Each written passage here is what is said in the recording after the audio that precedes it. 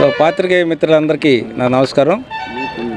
మేము ఇప్పటికి ఇది 5వ నామినేషన్కి అటెండ్ అవుతున్నాను, 5వ సెగ్మెంట్ నామినేషన్కి. ఇప్పటివరకు వేసినవన్నీ కూడా చాలా బ్రహ్మాండంగా వచ్చారు. ఆ ప్రజలను చూస్తుంటే, ప్రతిస్పందన చూస్తుంటే గెలుపు అత్యధిక మెజారిటీతో గెలుస్తారనిపిస్తుంది. కుప్పంలో వెళ్ళాను, పలమనేరులో వెళ్ళాను, జీడి నెల్లూరులో వెళ్ళాను. అంతా ఎక్కడ చూసినా కూడా 35,000 40,000 ప్రజలు వస్తున్నారు నామినేషన్కి. ఇంతకుముందు ఎన్నడూ లేనట్టు పరిస్థితి కనపడుతుంది. ఇప్పుడు కూడా వస్తున్నాం, ఇప్పుడే ఊరేగింపుగా వచ్చాం. దీనిలో కూడా పాల్గొంటే ఇది ఐ థింక్ 40,000 దాటిపోయినట్టుంది. అసలు ఎక్కడ ఈ ప్రజలు సొంతంగా అట్లా వచ్చి వాళ్ళ ఉత్సాహం చూస్తుంటే అత్యధిక మెజారిటీతో వీళ్ళు అసెంబ్లీ సెగ్మెంట్స్ అన్నీ గెలిచేటట్టుంది. వాళ్ళు గెలిస్తే మీకు తెలుసు ఎంపీ గెలిచేస్తాడు.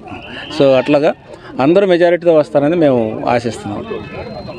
ఈ ప్రభావం పార్టీ బాగా స్ట్రెంగ్త్ వచ్చేసింది. దాంతోపాటు వేవ్ అని మీరు అంటున్నారు కదా, అది కూడా యాడ్ అయినట్టుంది.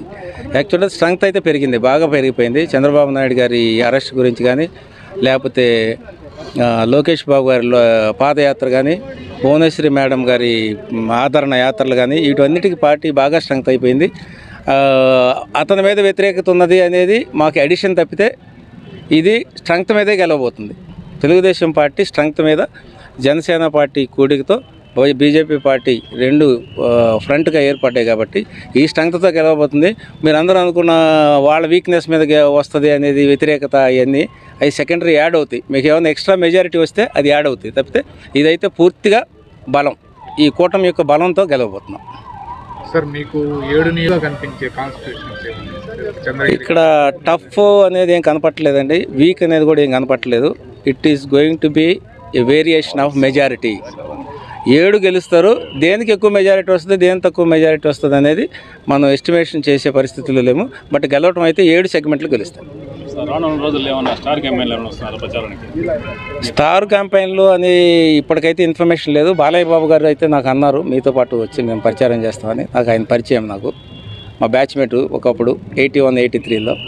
సో నేను మన కలిసినప్పుడు ఎందుకు గుర్తు చేసుకొని మరి మా ప్రచారానికి ఒకసారి రండి అంటే తప్పకుండా వస్తా అన్నాడు. 7వ తారీఖు ఇంకా షెడ్యూల్ ఇంకా కరెక్ట్గా అయ్యలేదు. సో అట్లా స్టార్ క్యాంపెయిన్ కానీ ఇంకా బాబు గారు అయితే మళ్ళీ వస్తారు, పవన్ కళ్యాణ్ గారు కూడా వస్తారు ఒకసారి. సో ఇవన్నీ మాకు అడిషన్ అవుతాయి. యాజ్ ఆన్ టుడే ఇప్పుడు కూడా పెడితే ఈ స్ట్రెంగ్త్ తోటి అత్యధిక మెజారిటీతో గెలిచేటట్టుంది. ఇంకా నెక్స్ట్ రాబోయిన 19 రోజులు 18 రోజుల్లో ఈ స్టార్ క్యాంపెయిన్ కానీ అయితే ఎలక్షన్ వన్ సైడ్ అవ్వబోతుంది.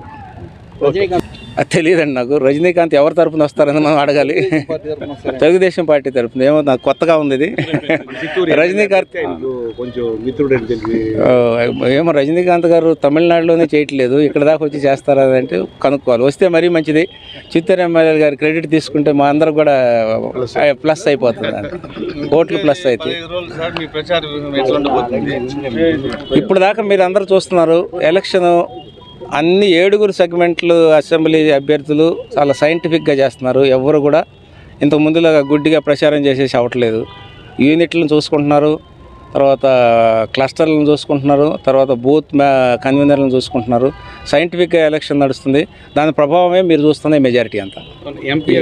నేను కూడా ఇప్పుడు మేము అన్నాం కదా, ఇప్పుడే తెలుగుదేశం పార్టీ స్ట్రెంగ్త్తో గెలుస్తుంది, కూటమికి స్ట్రెంగ్త్తో గెలుస్తుంది. నేను కూడా నా స్ట్రెంగ్త్తో గెలవాలని ఊహిస్తున్నాను. ఇంతకుముందు ఎమ్మెల్యేలు పరిస్థితి నాకు తెలియదు, కానీ ఒక రకమైన వాతావరణం ఏంటంటే ఎమ్మెల్యేలు గెలిపిస్తారు కదా అని నేను గప్చిప్పు కూర్చునేవాడు. నాకు ఇప్పుడు కూడా ఎమ్మెల్యేలు గెలిపిస్తారు. తర్వాత నాతో పాటు స్ట్రెంగ్త్తో గెలిస్తే నాకు తృప్తిగా ఉంటుందని తిరుగుతున్నాను అంతే. బ్రహ్మాండంగా ఉంది. జీడి నెల్లూరు కూడా బ్రహ్మాండమైన ఐ థింక్ 20,000 25,000 మంది ప్రజలు వచ్చారు. చాలా ఉత్సాహంగా ఉన్నారు. ఆ ఉత్సాహం చూస్తుంటే తెలుస్తుంటుంది ఎంత ఇంట్రెస్ట్ ఉంది వీళ్ళకని. చాలా బాగుందండి. గెలవబోతుంది. జీడి నెల్లూరు రికార్డు సృష్టించబోతుంది. ఇప్పటి వరకు మన ఖాతాలో లేదు, ఈసారి ఖాతాలో వేసి చూపిస్తుంది.